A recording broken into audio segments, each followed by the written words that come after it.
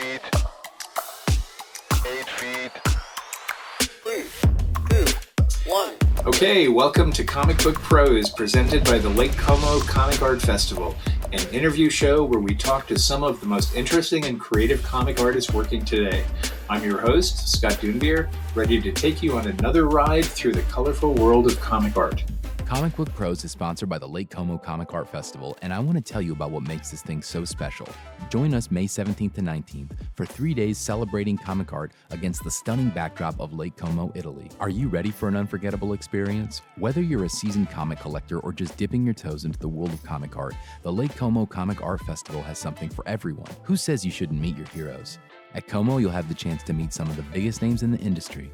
Legendary artists, writers, creators, and with only 1,000 attendees, you'll for sure have the opportunity to meet and interact with your favorites in real life. Don't miss out on this once-in-a-lifetime opportunity to celebrate your love for comics in the picturesque setting of Lake Como. The Lake Como Comic Art Festival is happening May 17th to 19th, 2024, and tickets are limited, so reserve your slot today. You can find tickets and more at www.lccaf.com. That's www.lccaf.com. Don't miss out on this exclusive event. Today, I'm thrilled to be joined by the singular creative mind of Olivier Coipel. Olivier's painterly style is full of nuanced beauty. His expansive vision pushes the boundaries of comic art, from his breathtaking character designs to his epic covers and inspired interior work. Olivier's work is incredible. Olivier got his start in animation, which I'm eager to talk about, but what truly sets Olivier apart is his innate knack of capturing emotions.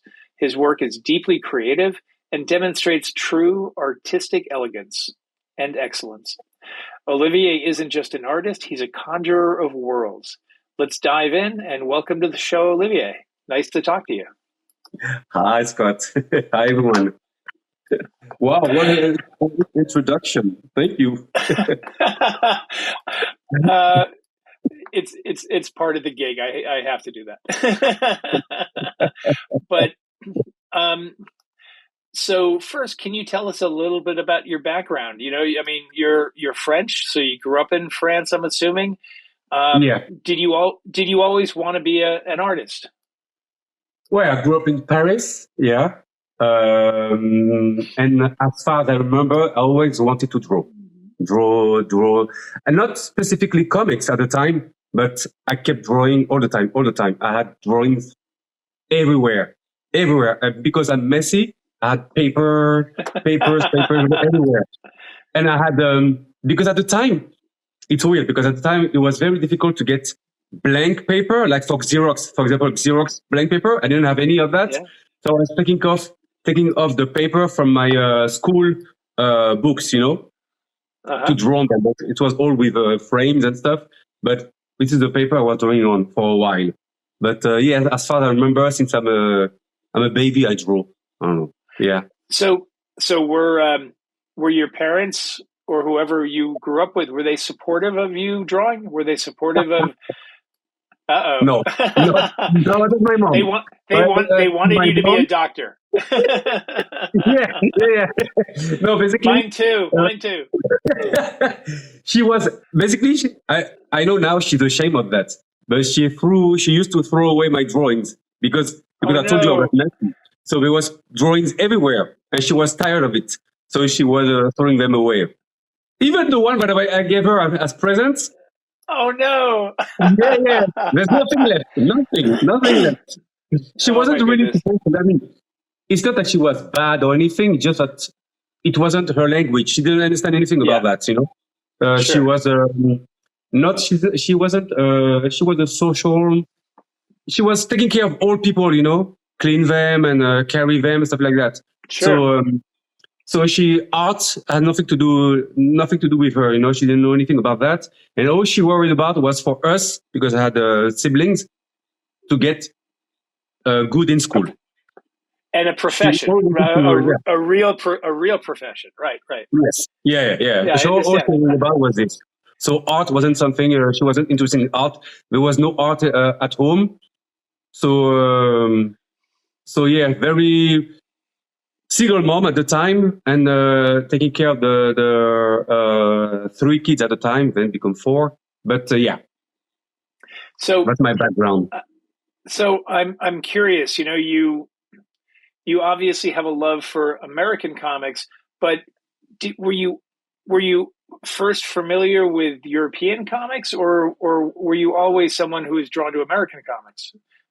No, I think if I try to remember this because I've been asked these questions many times. I don't really remember, but I think at the time I wasn't into comics. Came when I was 14, I think, when I was a teenager.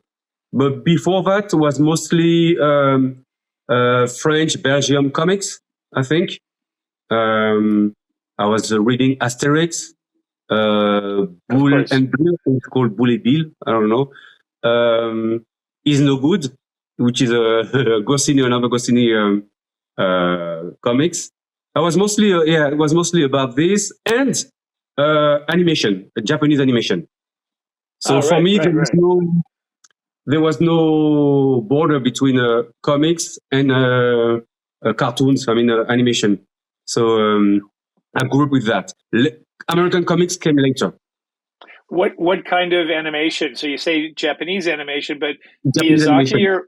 or other things? No. Miyazaki came later. It was more like TV anime. Like I don't remember. I don't know if you remember. It was a French Japanese cartoon. It was called Ulysses, 31st century. But it was a story about Ulysses. Mm-hmm. Ulysses, yeah. So the same. Same story as the Argonauts. Yeah, exactly. But in the 31st century. Right. Oh, it was okay. Sounds fun. There was also another one. It was very big in France. This is huge. It was very huge in France. There was Mazinger Z, I think. It was a giant robot, which was called Goldorak in France. There was sure. That I'm familiar with. Where else? There was Captain Harlock was big. Oh yeah. My kids like that. Okay. Yeah. But my kids love Japanese animation. So sure. Although they're not kids anymore, they're in their late teens and early 20s. But they'll always be my kids. Yeah. They're kids.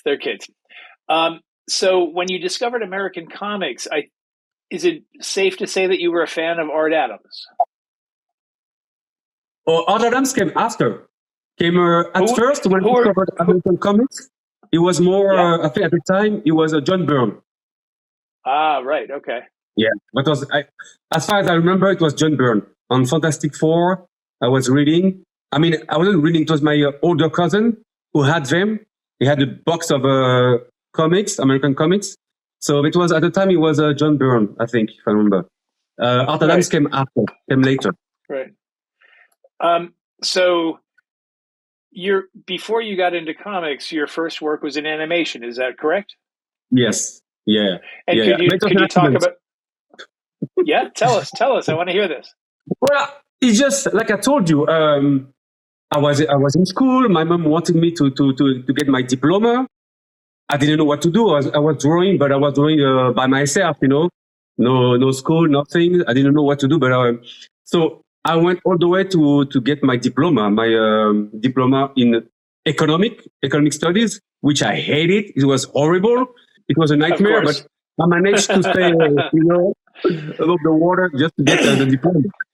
And I feel like a diploma. Oh, it was horrible, but I had to do it, for my mom's sake. Yeah. And then a friend of mine told me about this animation school, which was partly public, so I could get a scholarship to get in there. I wasn't into animation at all. I never thought about doing animation. I liked anime, but never thought about it. But in my mind, it was like getting into art school. For the first time for me, I would be surrounded by guys, by kids, only who could draw like me. So I was like, creative people. Yeah. So I said, I'm going to try. So I went there.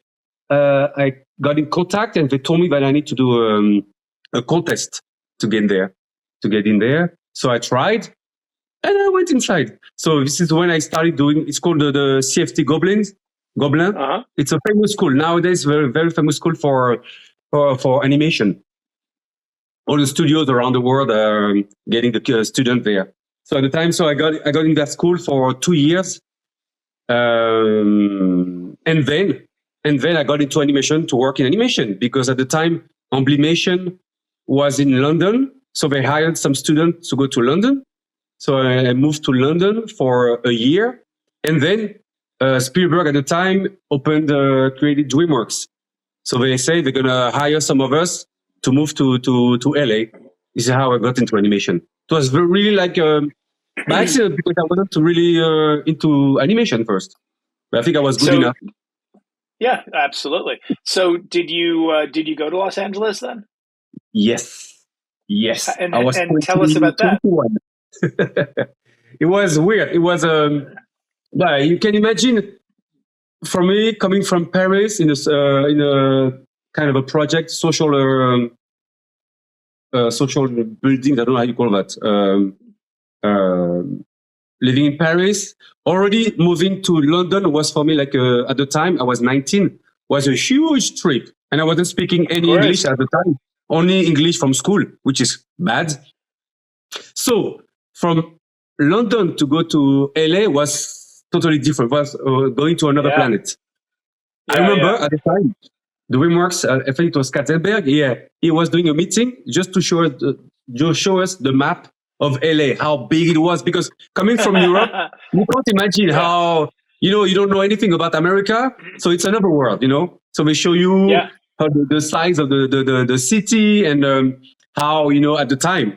I know now it's different, but at the time there was no subway or to move around, like in Paris or London, So sure. So yeah, it was a big trip going to LA. It's funny. I actually lived in London myself for about a year, and but in 1986, and it was a wonderful time. But Los Angeles is a totally different world. There's a saying. you might have heard it. You might not have.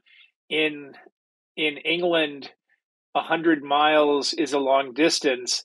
In the United States, 100 years is a long time. And that's really, really true. Yeah. I always like that. But so you're in Los Angeles and you're in your early 20s now, 21 or so.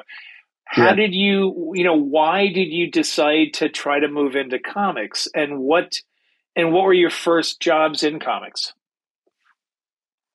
Okay. Before what I told you, when I moved to this animation school, I was already into comics. I was reading comics, and at the time, Art Adams was already working. I mean, so many artists at the time. About with Salt Smith, I discovered. I mean, while I was doing this animation thing, I was still reading comics and getting to all the through many influences, trying to draw American comic style, So I never stopped being partly, my mind was into comics. So even when I moved to LA, my mind was still into comics, not 100% because my job was animation.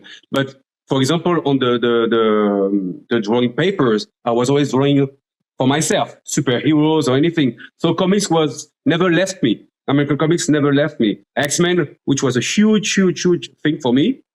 I was still drawing them on the side, for fun. So it never left. So when I was in LA, my love for comics was still there. And then I heard about this San Diego Comic-Con. So I said, oh, let's go there to meet all the artists and stuff. And this is where I discovered they were doing like portfolio reviews.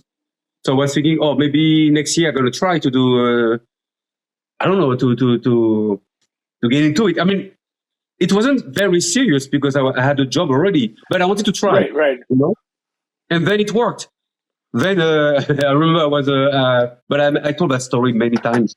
When I met, at the time it was Mark Chirillo at DC. I mean, I tried, of course, because I was into mostly Marvel comics. I think I tried Marvel, but I think I don't remember why I couldn't show them my portfolio. But DC had a meeting and you could show your portfolio. So I went there And there was many people to show their portfolio, you know. And I was with a friend of mine, Pascal Alix, at the time. Oh, yeah, of course. Yeah. Yes, because we were in animation. We were at the studio at the DreamWorks together, and he loves comics too, obviously. So we went there, and it was packed. So Mark Cirillo told us he would do a lottery. Only 50 people will be able to show the portfolio. But like I used to say, you know, you believe in yourself. You know, you think you have a star above, so it's going to work out. No problem at all. You know, you have faith in your destiny in a way, you know. So I was like, okay, we take the tickets, and the lottery is coming out, and you hear people screaming when they call their number. People are like, yeah. You know, and time is passing by, and your number is not coming out. And eventually you arrive to the 50th number, and it's not yours.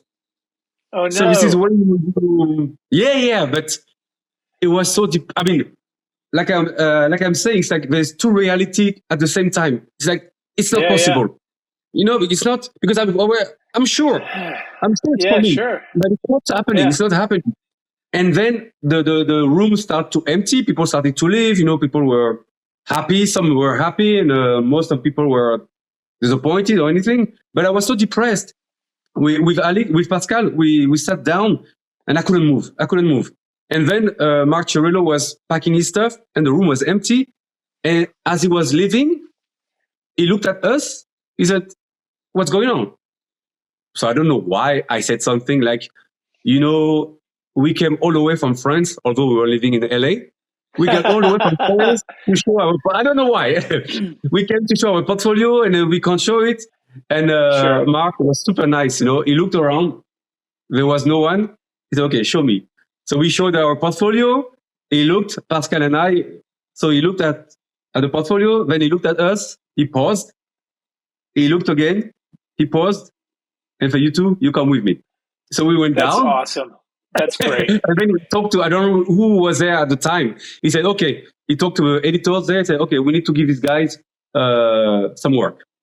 And then they told us they're going to call us within 2 weeks. In the next 2 weeks. That's great. I love that. That's a great story. Yeah, this is how it happens. Yeah. And, you know, Mark obviously is someone who has a great eye. You know, he's definitely one of the... Oh, I will always thank him for that moment. You know, Mark is, I like to say with Pascal, we talk about him, is our godfather in a way. Right. Yeah, because he's the one who gave us the opportunity. You know, he's the one who gave us the opportunity.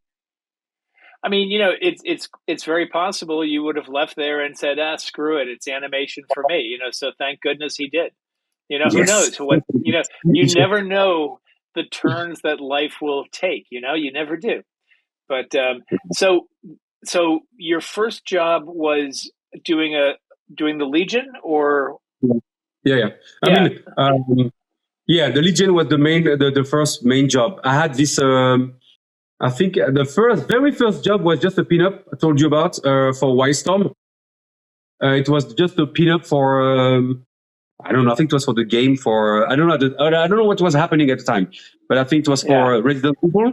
They asked me to do a pinup, so I did, and I thought I would be hired by Wildstorm, but I didn't. You can blame me for that, but but I told you earlier, and it's funny because you know I would always get asked, you know, is this guy okay? Can we work with this person? You know, can we hire this person? And, you know, I have very little memory, but it's funny. I've always, I mentioned it to you earlier before we were starting to talk.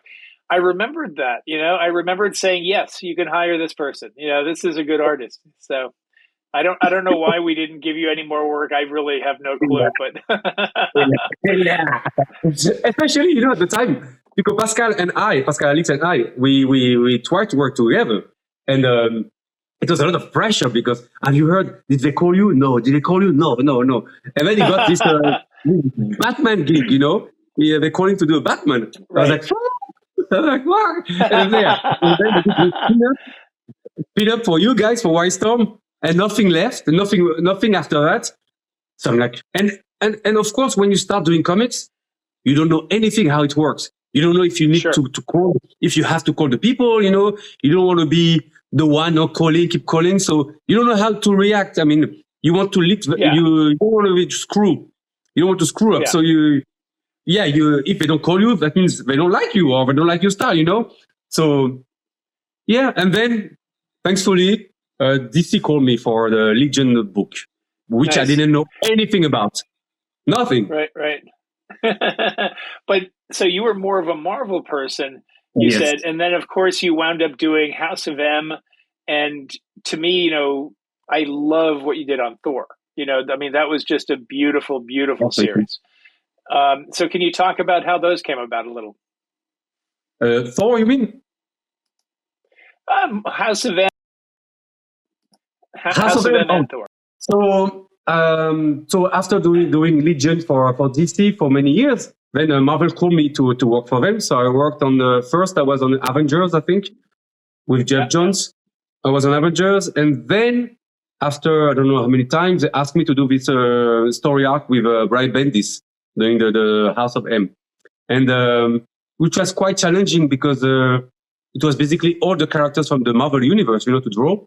And I like, I like when I draw characters, I like to find my way of drawing them.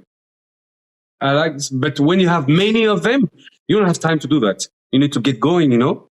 So you try to find your take on them on the paper as the pages goes on, and it was quite challenging. But at the same time, it was very exciting. I mean, I remember thinking about, okay, this is a lot of pressure, but this is what I was made to do. You know, kind of realizing, okay, this is so exciting. This is what I like. This is what I love. You know, and even the challenge is cool. You know, I like this challenge. You know, it seems to be difficult, but I know I can go through that, and I want to show everyone that I can do it. You know, even it was a nightmare because deadlines and stuff, but I did it, and I wanted to do it, and it was so interesting to adapt every characters to change their designs for this specific world, you know, the Magneto world.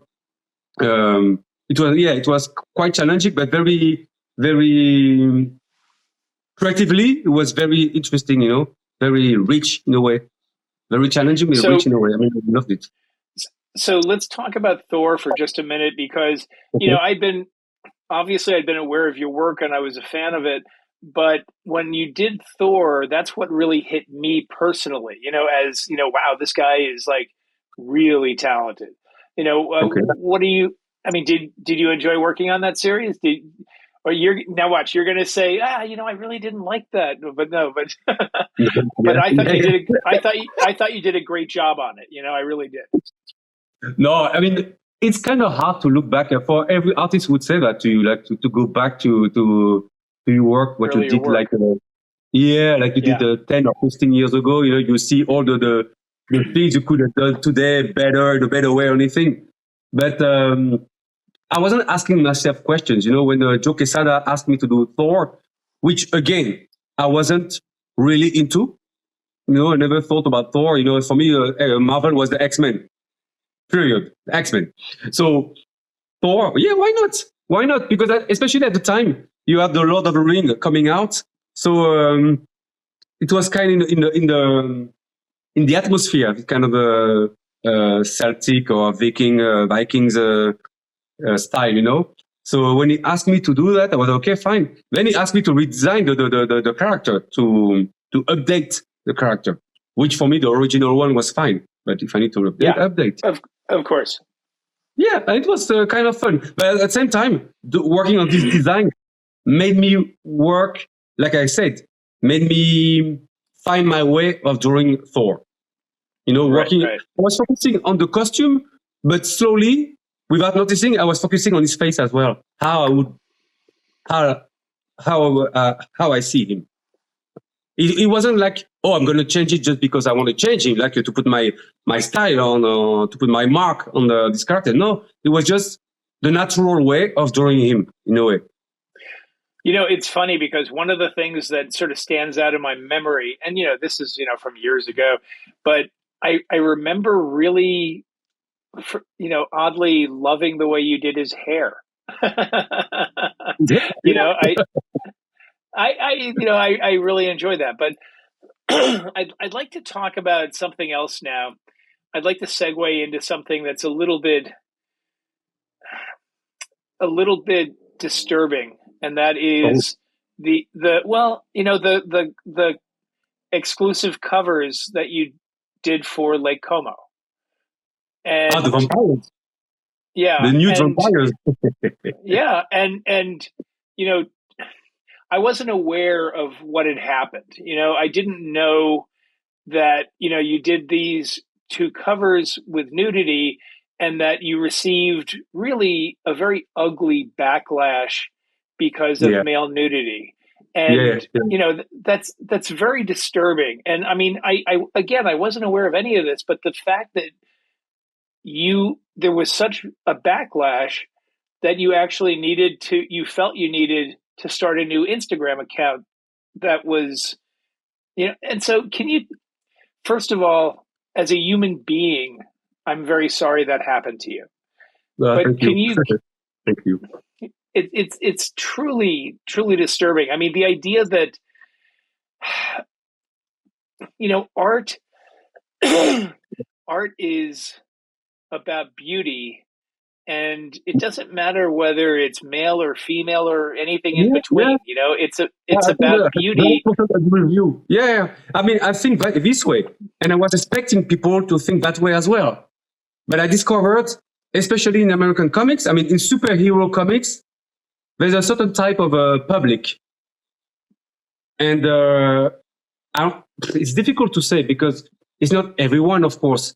But there's a big group of people, who can't stand that. I mean, if you put, it's weird for me because it's crazy because, first of all, like you were saying, it's art, and yes. So, and especially, I don't think I'm doing anything pornographic or anything. It's just nudity. It's like you see, like academic art paintings since the beginning of the history of the man. They paint human body. Michelangelo. Yeah. At the time, I mean, 2,000 years ago or 1,000 years ago, they were more open-minded than today. It's crazy in a way, and especially in superhero comics, where you see all these ladies, superhero ladies, with a tight costume. And I don't know if you remember, but back in the 90s, some artists were drawing the ladies with their costume on, but with the shape of the nipples coming out. Yes, yeah. And it didn't offend anyone. I mean, the mostly male readers, it didn't offend anyone. But suddenly, I draw a naked body, especially male, and people are like, oh, we don't want to see that. I was receiving messages like saying, I'm going to write to Marvel, they know that you're doing this, blah, blah, all this kind of stuff, But I don't care. I mean, I don't care. It touched me after a while. I mean, after a while, when you keep receiving these kind of messages, I was okay, maybe I need to separate the two, because I think people who like my style or my art will follow, and the one that just concerned about what character I'm drawing, they will stay on the comics profile, It's just a frustration because when I see Manara or even Francho, they do, they draw girls and beautiful stuff, And I don't think, I don't know, maybe I should ask them, but I don't think, especially Frank, because it's in American comics, I don't feel that he has to separate both, You take Francho as a whole. This is him. Yes. And I feel like I have to separate myself in a way, It's so crazy to me because as someone who loves art and all art, art isn't just for straight white males, it's not. And, honestly, Lake Como Comic Art Festival, feel free to edit this out, but fuck those guys. Fuck those guys. Yeah, I totally agree with you. Even when they asked me to do it, I was like, Are you sure, guys? Because full frontal. You know what? I should have played smarter when I played. I think. I mean, today I would have done it differently. I would have done the because I did the male vampire, nude male vampire first. And I think there's some trouble with the printer, the original printer. We didn't want to print this. Yes. I should have been smart enough to start with the lady first. Maybe the fact that he would have printed, because I'm sure the lady would have caused no problem at all. But you know what? Yeah. But you shouldn't have to. That's no, I know, but you need to play with your weapons, and also you need to be aware of what's surrounding you. Like I was saying before, like when you start comics, you don't understand. All you care about is drawing, and then when you start doing comics, you have to understand all the context and all the editor thing. You need to contact them, or they're going to contact you. You need to understand the whole industry. And it's the same for this specific topic about nudity. I think I need to be aware of how it works and who I'm playing with. And of course, I want to move the needle in a way. I mean, I want to push the boundaries, but it needs to be done maybe in a smarter way or something. But I feel like it's moving. Well, I can tell you in all sincerity that I think it is a vocal minority that are the people who are upset about this. And I think most people who are fans of yours just like your art. And so anyway, let's move on from this though. But again, I'm sorry this happened to you because it really disturbs me in many, many ways. But first, can you talk to us a little bit about what new projects you have and what you're excited about for the future? Right now I can't say what I'm working on. I'm working on a story arc, but I don't know when it's coming out because obviously I'm not as productive as I wish I could be right now with the kids and stuff. It's like, well, you have kids, But when I see you at Lake Como, you'll tell me all about it, right? Just between you and me. Yeah. No problem. Yeah. But I'm working. I mean, even if nothing is coming out right now, I'm working. I have pages there, but I'm working on because I still love doing comics, and since I started doing ink wash, I really want to play around with this more and more. That sort of brings me to a question.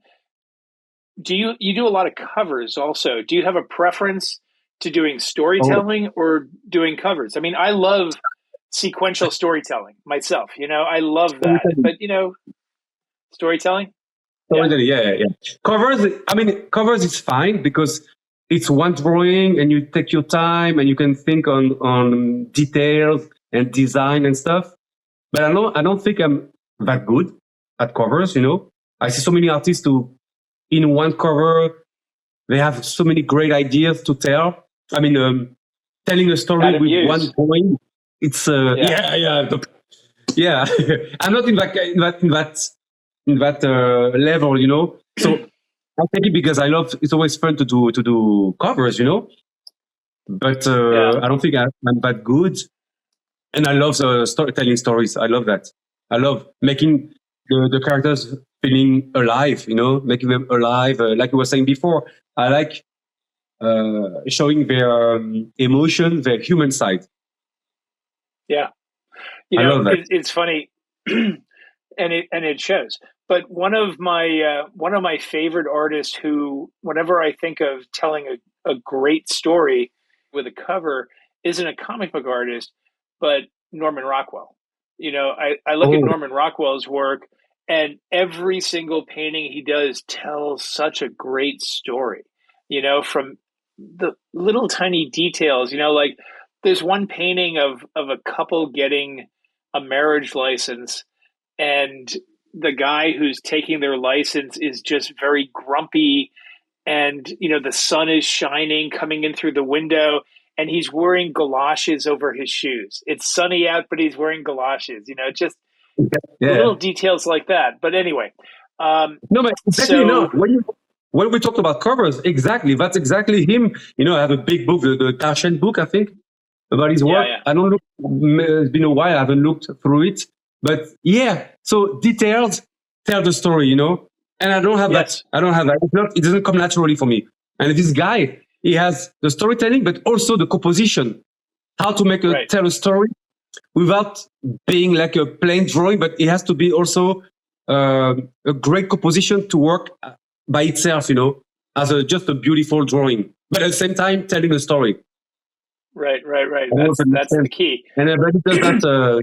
Even for me, I mean, Rockwell, I loved it, but for me, Leyendecker was the one. Leyendecker, of course. Was the one for me. Yeah. He touched me. Yeah. Yeah. I knew you were gonna say Leyendecker. Yeah. My holy trinity is Rockwell and Leyendecker and NC Wyeth. You know, those are my three. And to some extent Maxfield Parish, but Parish couldn't tell a story as well, but the technique was amazing. You know, gorgeous. Yeah. I would say my Trinity would be Leyendecker, Mark Silvestri, and Moebius. I don't know. I'm not sure. Oh, Moebius. I would say something different tomorrow. I don't know. You know, it's funny because looking at what Mark Silvestri is doing right now, you know, he is doing the best work of his career right now. And I'm a big fan of Franklin Booth. And see, he's obviously influenced by Franklin Booth, but in a very different way. It's not as driven by technique. I mean, the technique is there, but it's something he's gone sort of beyond in a way. I love it. It's just the best. You know? What is he working on right now? I know there was a Batman. And he's doing more stuff. I'm not sure exactly what his new thing is, but he's one of the, you know, he's one of the guys that I really look at and go, wow, this guy is as good as it gets. And it's amazing because, you know, he is doing the best work of his career. People can talk about the X-Men, whatever, you know, this today is amazing, you know, the best work. Anyway, I should move on and, you know, talk a little bit about Lake Como. I hope you and I, maybe with a few other people, can get dinner at Lake Como. You know, that would be nice to talk to you more. Yeah. So you've been to Lake Como. Lake Como.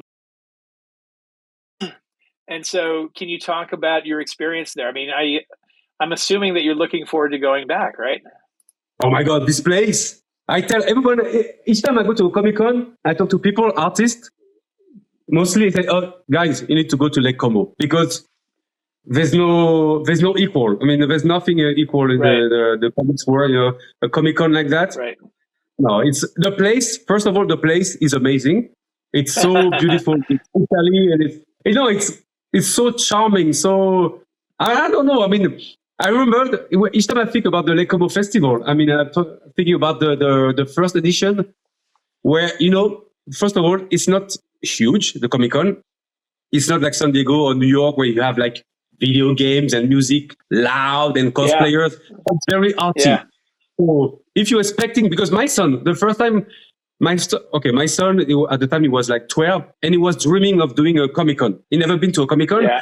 So I brought it with me at the Lake Como and he was disappointed because he was expecting cosplayers, video games, and it's not. It's about art. You know, he said never again. But it's a great place. I mean, for people who love art and want to meet the artist, there's not so many, it's not so crowded and you can talk to the artist and it's a quiet place.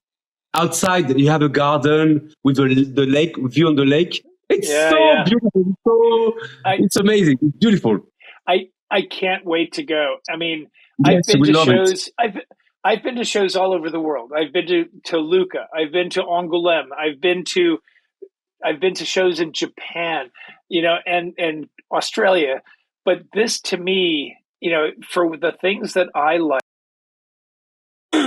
this just, I know that I'm going to have such a great time, and to be able to see so many great artists, and you know, some who I've never met before, you know, and to be able to be in a place that's small and intimate, and to talk to them, I am really looking forward to this. My wife, on the other hand, is looking forward to taking boat rides around the lake. But but that's okay.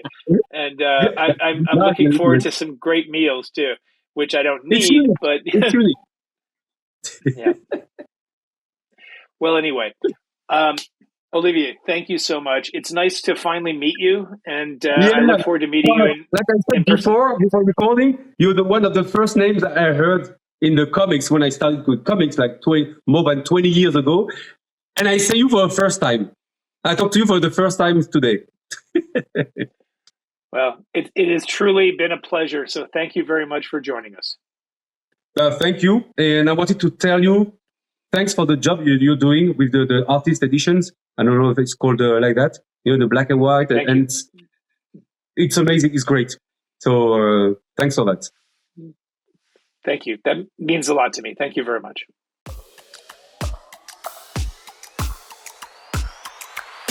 And another episode of Comic Book Pros comes to a close. We really appreciate Olivier taking the time to chat with us today, and you can find more of his work at Olivier Coipel or join us at the Lake Como Comic Art Festival to meet him in person. I know I'm looking forward to it. I'm Scott Doonbeer, and as always, it's been an absolute pleasure guiding you through the world of comic art. Comic Book Pros is produced by Rami Atassi and Remzi Atassi. Our executive producer is Sal Avenanti. The show is edited and mixed by Mason Bendetti. Don't forget to subscribe and watch every extended interview on YouTube at Comic Book Pros, or subscribe to the podcast on your favorite platform. Join us on Instagram and X at Comic Book Pros for updates on future episodes. Until next time, keep dreaming, creating, and exploring the fascinating world of comic art. Goodbye for now.